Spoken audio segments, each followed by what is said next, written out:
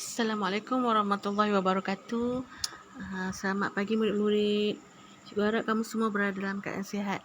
Baik, untuk saya bicara pada pagi ini, sediakan buku teks dan juga buku mesra digital, buku aktiviti mesra digital. Okey, baik. Minggu ni kita akan sambung pelajaran yang lepas, iaitu tajuk Bangkit Berjuang Penjajah Ditentang. Okey, tokoh-tokoh tempatan. Sebelum ni kita dah buat tokoh-tokoh tempatan dan juga negeri-negeri masing-masing. Okey, pada minggu ni buka buku teks muka surat 60. Kita akan pergi kepada satu persatu tokoh. Okey, cikgu akan fokuskan kepada sebab penentangan dan juga peristiwa penentangan. Baik, tokoh yang pertama, Dosaid. Dosaid ni atau dikenali sebagai Abdul Said bin Omar atau dikenali sebagai penghulu Nanning Seri Merah Raja Dorsaid.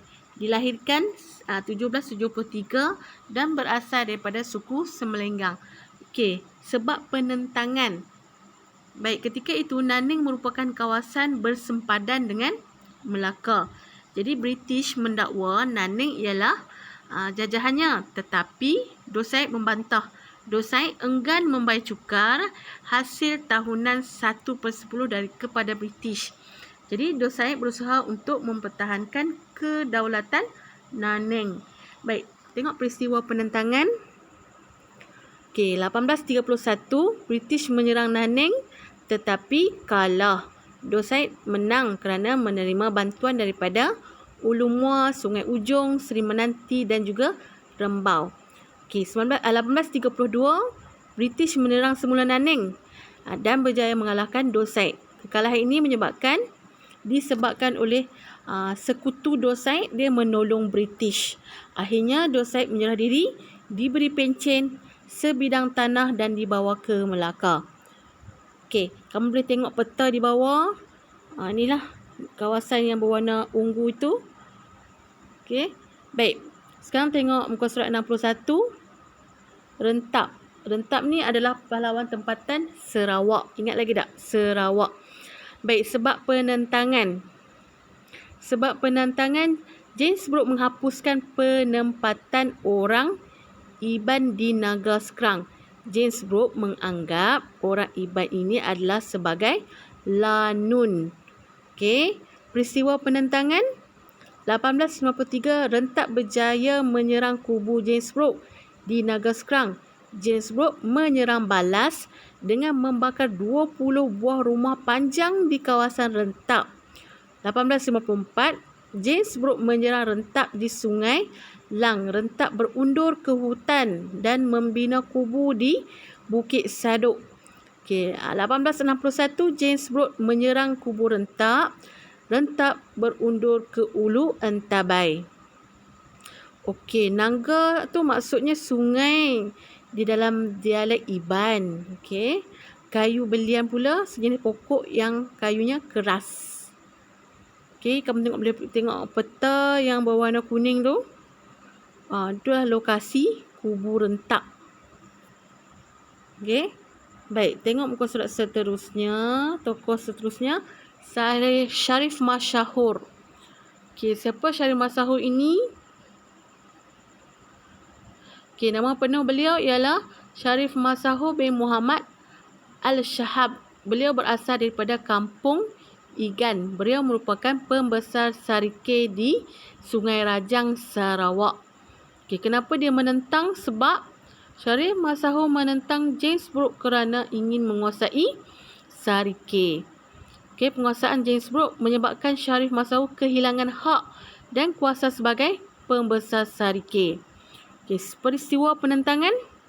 Okey, 1859 Sharif Masyahur bersama-sama dengan Datuk Patinggi Abdul Ghafur dan Pangeran Temenggung Hashim berpakat untuk mengusir keluarga Brooke di Kuching. Sharif Masyahur menyerang kubu Brooke berhampiran Sungai Rajang di Kanowik. Namun begitu, keluarga Brooke berjaya menggagalkan serangan ini. Sharif Masyahur dibuang negeri, manakala Datuk Patinggi Abdul Ghafur ditangkap oleh Belanda dan dipenjarakan di Betawi. Okey. Tengok peta di bawah tu menunjukkan kawasan penetangan Syekh Ahmad Sahur di Sarawak. Okey. Baik, tokoh seterusnya. Datuk Maharaja Lela. Okey, Datuk Maharaja Lela, nama penuh dia Datuk Maharaja Lela Pandak Lam. Datuk Maharaja Lela ialah orang besar berlapan Perak yang mentadbir kawasan Pasir Salak. Okey, sebab penentangan. Okey, Residen British JWW Bush. Okey, campur tangan dalam pentadbiran negeri dan adat resam orang Melayu. Jadi, Residen British mengambil alih kuasa sultan dan pembesar tempatan. British memperkenalkan cukai baharu dan membebankan rakyat. Okey, Residen British bersikap angkuh dan sombong. Okey, peristiwa penentangan pada Februari 1875, Sultan Abdullah Datuk Maharaja Lela dan pembesar Melayu Perak membuat bantahan terhadap campur tangan British. Okey, 1875 Datuk Maharaja Lela bersetuju mengambil tanggungjawab untuk membunuh Residen British iaitu JWW Bush. 1875 JWW Bush pada bulan November dia dibunuh oleh Seputum atas arahan Datuk Maharaja Lela di Sungai Perak Pasir Salak. Okey, pada tahun 1877 Datuk Maharaja Lela dan Seputum ditangkap dan kemudiannya mereka dijatuhi hukuman gantung. Okey, kamu tengok ini gambar di bawah ni. Okey, ini adalah diorama peristiwa pembunuhan JWW Bush di Sungai Perak Pasir Salak. Okey.